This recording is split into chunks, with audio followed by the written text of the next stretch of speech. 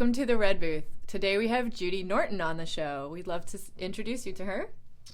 Hello, Kimberly. Hello. Thank you so much for coming today. Absolutely. I'm so excited to have you here. Thanks. So a lot of people obviously know you from your first big TV show that you were in, the Waltons. Was that your first TV appearance? Was that like the first thing that you had gotten really big coverage on? Well, that was my sort of big break, but I'd actually already been acting since I was about 6 or 7. Started off with theater, children's theater, and then doing commercials and little episodic things. And wow, so, cool. Yeah, but that was sort of my first, obviously, big break. So what was like the first commercial that you were in? It was a Hostess Twinkie commercial. Oh my God, are you serious? Yeah. That's so cool. With all the Hostess Twinkie hype now. Yeah, that's like this whole thing about the Twinkies. Yeah. It's like part of our American culture. Yeah. So, how old were you when you did that? Probably about 7. That's so cool. Yeah. We shot out at, I think, Griffith Park, and it was mostly background work, and they wanted a group of kids on the merry-go-round. And then there was a point at which the director wanted a couple of kids to run by in front of camera, which was sort of a featured moment. And I was one of the kids they chose, and I was actually kind of annoyed because I wanted to ride the merry-go-round. I was all about the merry-go-round, never mind the getting featured bit running by the camera. But that's there you go. So funny. Oh my gosh! And did it play like nationally? And I have no idea. I was 7. Yeah. Cool. So how old were you when you first went to the Waltons, like when you did your 13. audition? Yeah. Do you want to tell me about your experience? It was pretty routine. They called a group of kids, and they took us in actually as a group. They had 6 of us, like there were 7 Walton children, and they brought 6 of us in. They used the scene for people who remember the Walton, or the Homecoming actually, which was the pilot. There was a scene where we sat in the barn and we were cracking walnuts. And so that was a scene they used for the audition, and so they had 6 actors come in and redo that scene. And then I believe I went back another time for a callback, and we did the same thing. They brought in 6 kids and we read.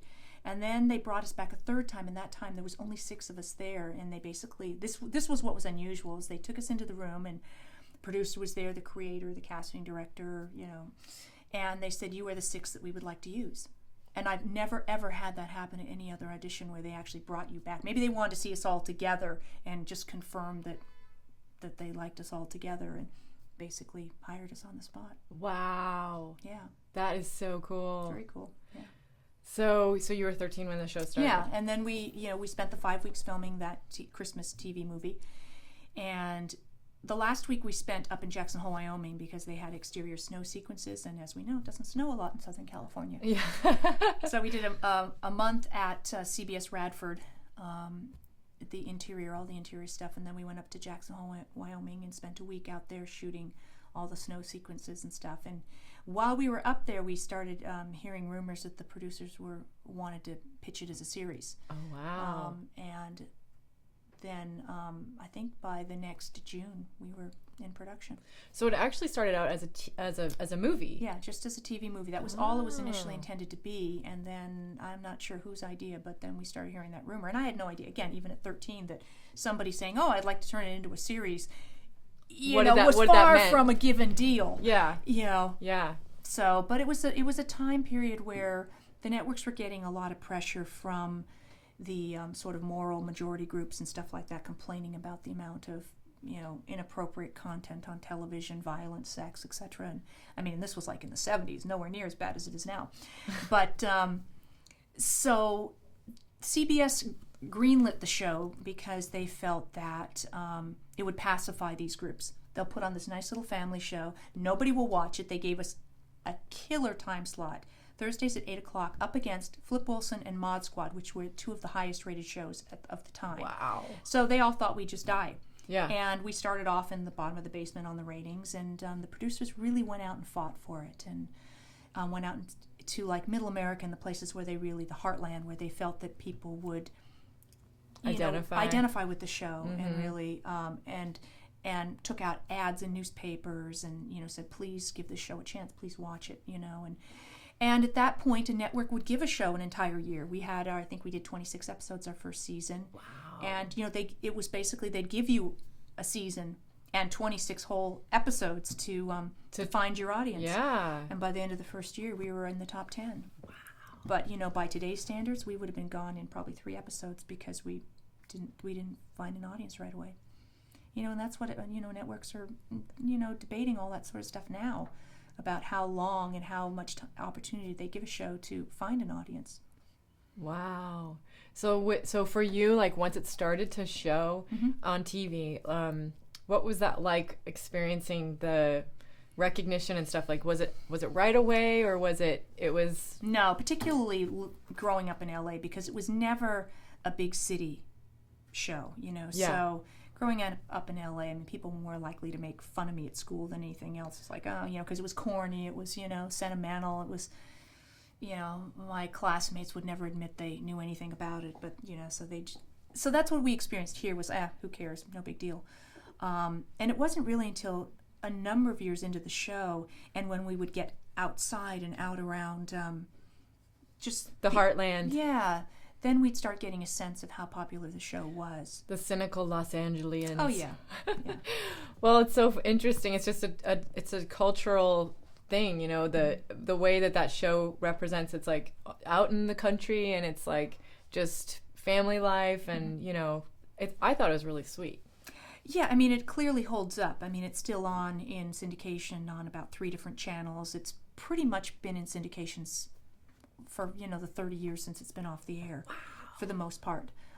So it's part of television history. It's now iconic. It's the Good Nights. The Good Nights. Everybody knows that. Yeah. So it's fabulous to have that kind of a history behind me.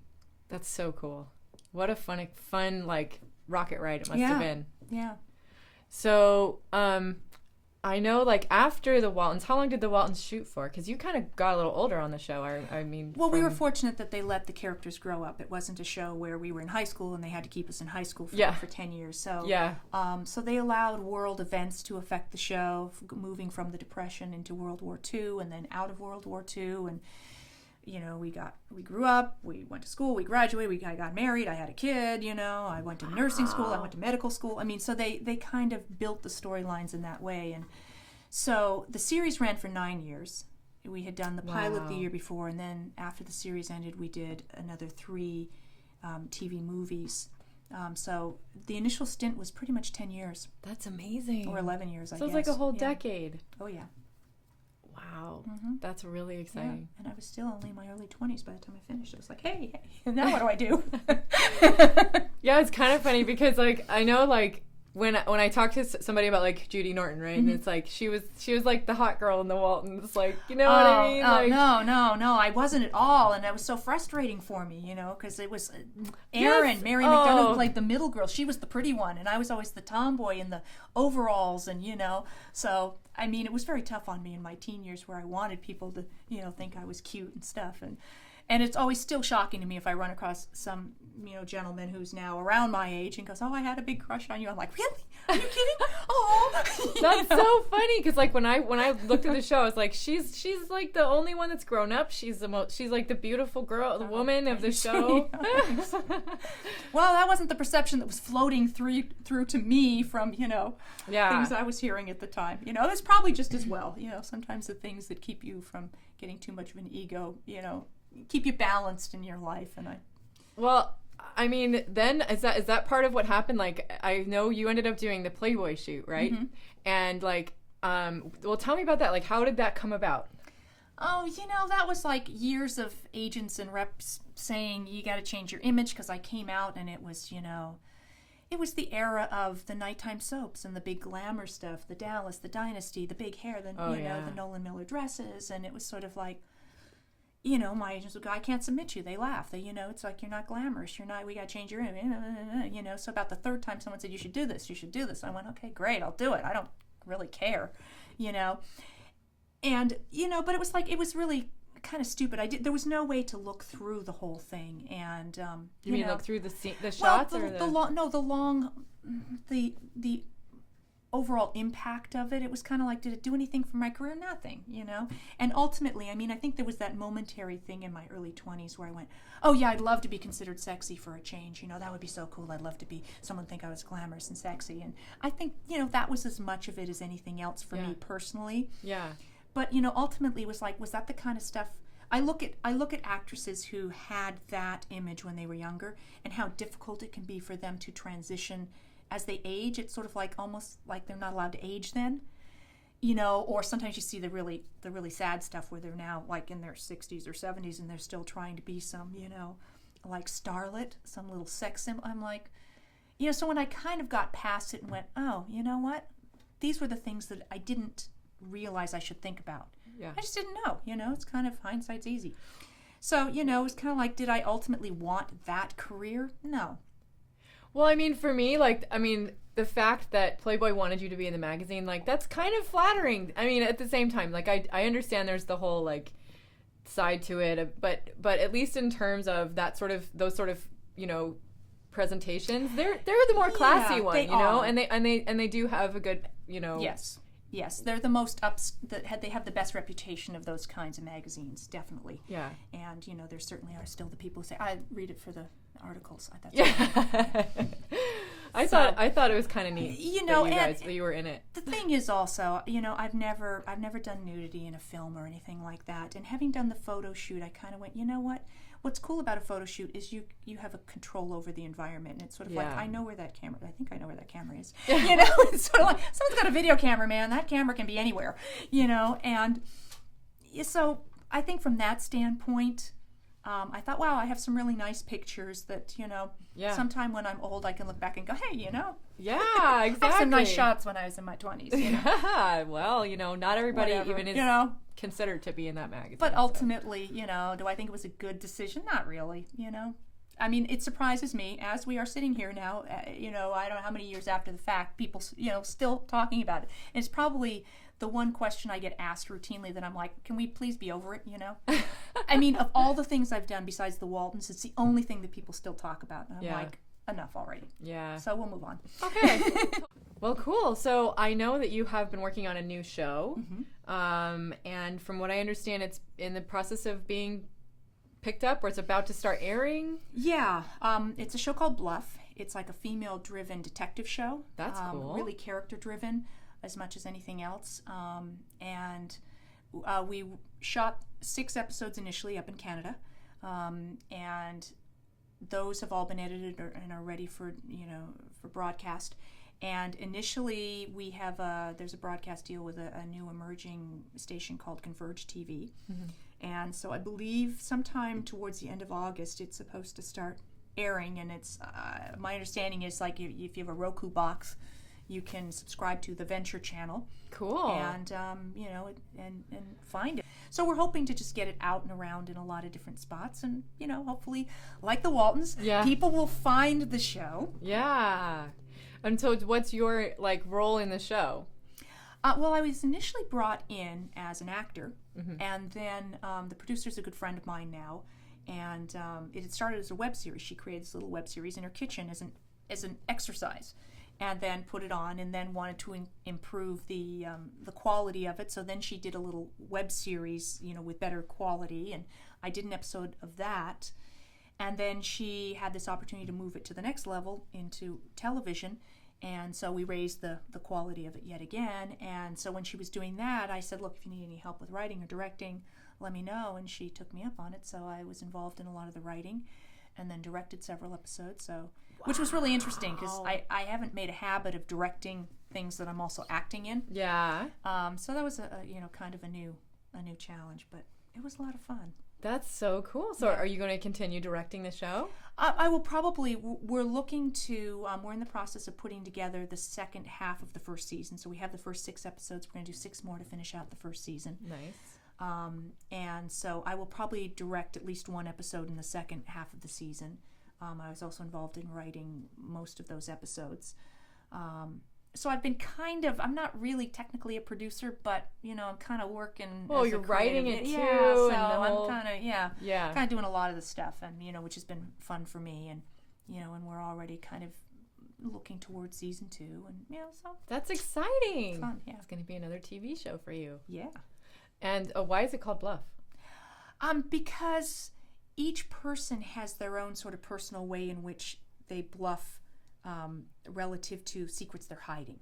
Everyone's kind of got their inner demon. So there's kind of like an edgy quality to the show, and there's a little bit of dark stuff here and there, and each character has their secrets, and so it's sort of the way in which everyone hides behind whatever that bluff is.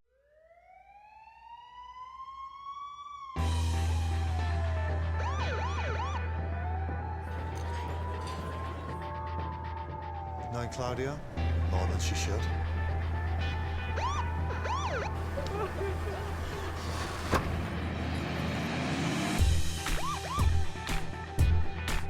Police? Put your hands where I can see them.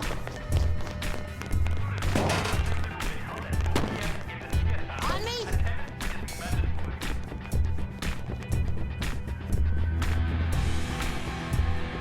Why'd you run, huh? Why don't you show us what you got in your boot there, princess? I don't have to show you anything. I know my rights.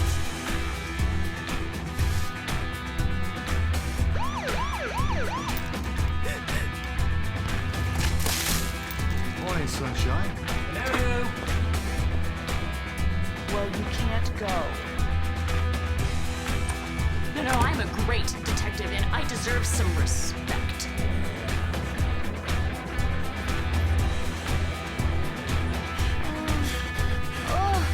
Too hot. Michael, my bad. Why me? Oh my God, I can't do anything right. Catherine, what the hell is going on here? Someone's got to pay for this. Listen!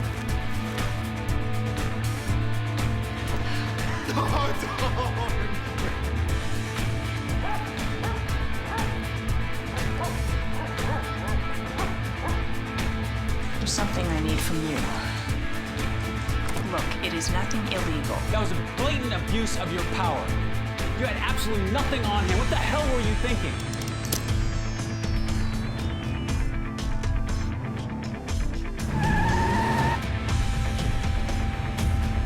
Police, freeze! Holy crap, don't shoot. $20.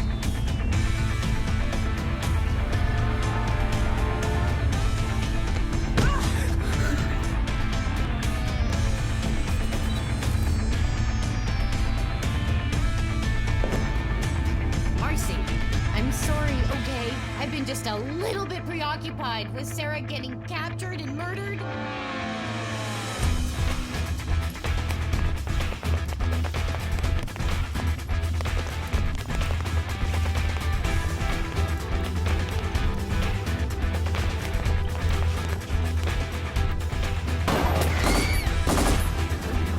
Stay here and stay back.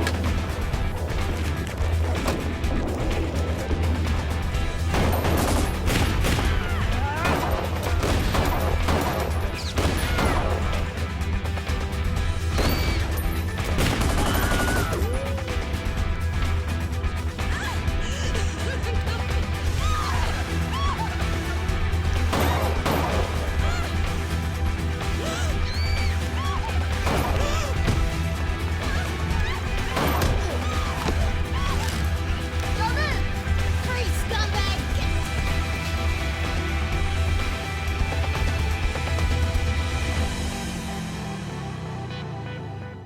Okay, cool. And what other projects are you working on? Do you want to tell? I wrote a film Okay. called Finding Harmony that we shot last summer. And that is in post-production and should be released sometime later this year. That was really cool because it was my first feature film that got produced. That's exciting. Yeah, Yeah. I yeah. remember you working on the script about it has to do with it's like a stepmom or something like that, or what was the story? In this particular case, it's 3 generations of like a music family, and the sort of the daughter of this record producer who's been very successful in his career, and she felt that his attention to his career took him away from her and the family, and she felt resentment towards the fact that he wasn't there for her, he wasn't there for the family. And she ended up marrying one of his proteges, who is now a very successful country recording artist, and that was played by Billy Zane. Oh, wow. Yeah, and Alison Eastwood played the daughter.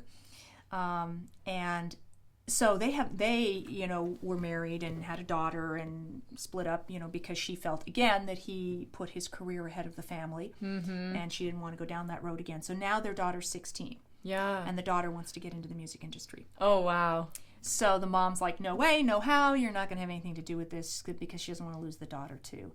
And she's had this chip on her shoulder against her father for years, has not spoken to him, has had only minimal contact. And the daughter, protests and runs away, because the mom won't let her pursue her music. So she runs away and meets up with her dad on the road.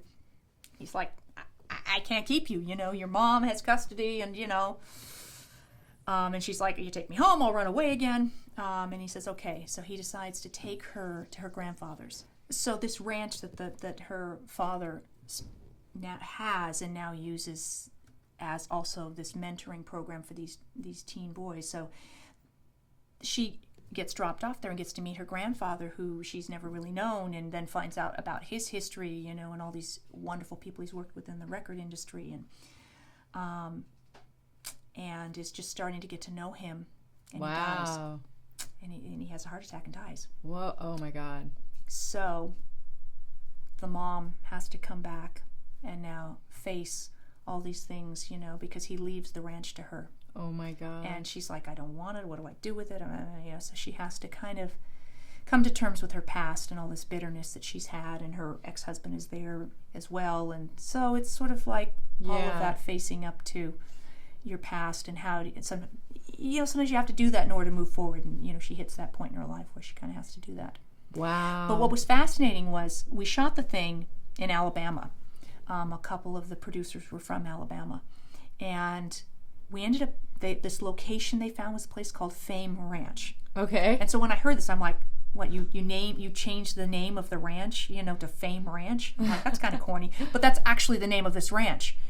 And it was owned by the guy who started the record label Fame Records. Are you serious? I'm serious. So it's like totally going along with the story. After he raised his family there, he donated it to a girls' school. Wow. Who they take in troubled girls. Oh my gosh. So everyone thought that the script was written based on the reality of this ranch, as opposed to the ranch fitting just so perfectly this story. So that's amazing. There was just all this synergy to it. So I took that all as a good sign. And it's already all shot and everything. Yep. Okay. So I think they're in talks with distribution, looking to make their best deal, and it'll be a theatrical release. And wow. And I also did a small role in it. Played a real estate agent. Oh, that's so when cool. She wanted to sell the ranch. I came in all ready to take my commission and go. Oh, that's so fun. So I got to hang out on set for a few days and Yeah. And so you wrote the script, and then you were also producing it as well? No, I had nothing to do with the producing side. Okay. I just wrote the script and then had a small acting role and got a little cameo. That's so cool. Yeah. Well, which is why I haven't seen it. I haven't seen the footage, but there is the cinematographer had put some of the footage onto like his reel. Yeah. And so I was looking at some of the footage that they shot, which is absolutely stunning. It's like this thing's gonna look beautiful, Wow, that's so exciting. Yeah. Well, you have to let us know about the premiere and stuff, and we'll definitely help let everybody know. Okay. Yeah. Very cool. Thanks.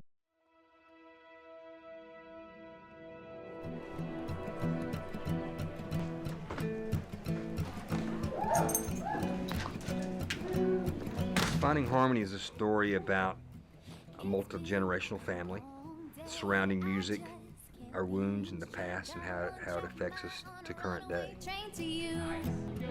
Harmony's character is a lot like me. When I first read the script, I was like, there's so many details in the script that is so much like me.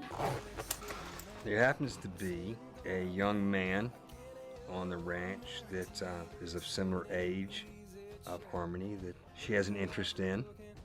With her dad coming back to the ranch, the dad sees him strictly as a bad boy, which in a lot of ways maybe he was like her dad. It's nothing, is that what you call it? You get out of my face, old man, okay? He is a young delinquent car thief that winds up at this Fame Ranch to be rehabilitated to society. So how soon can we put it on the market? Not right away.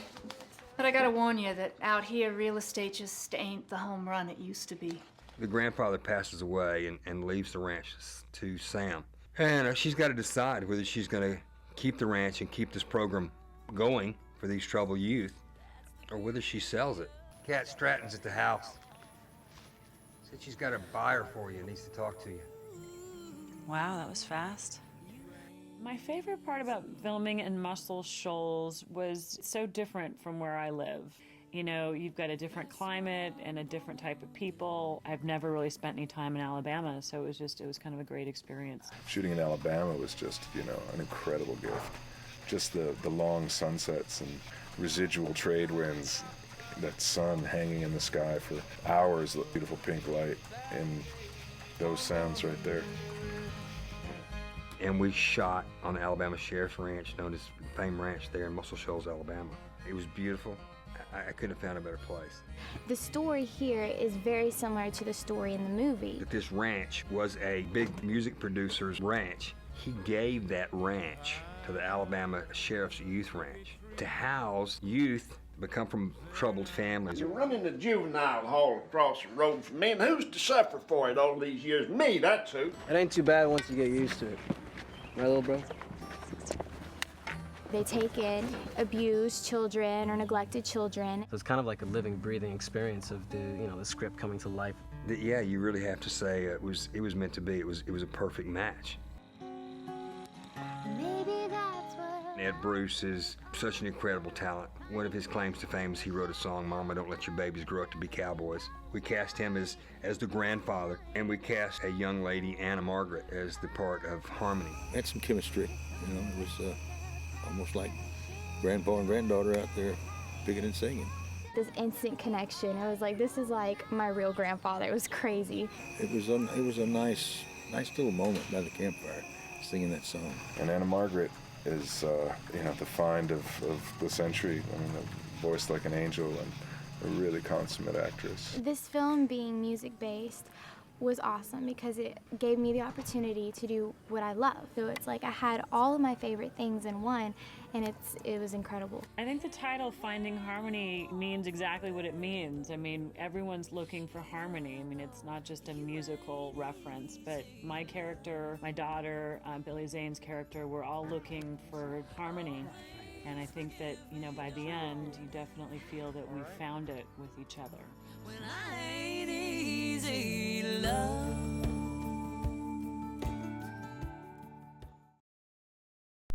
Thank you for watching Judy Norton on The Red Booth.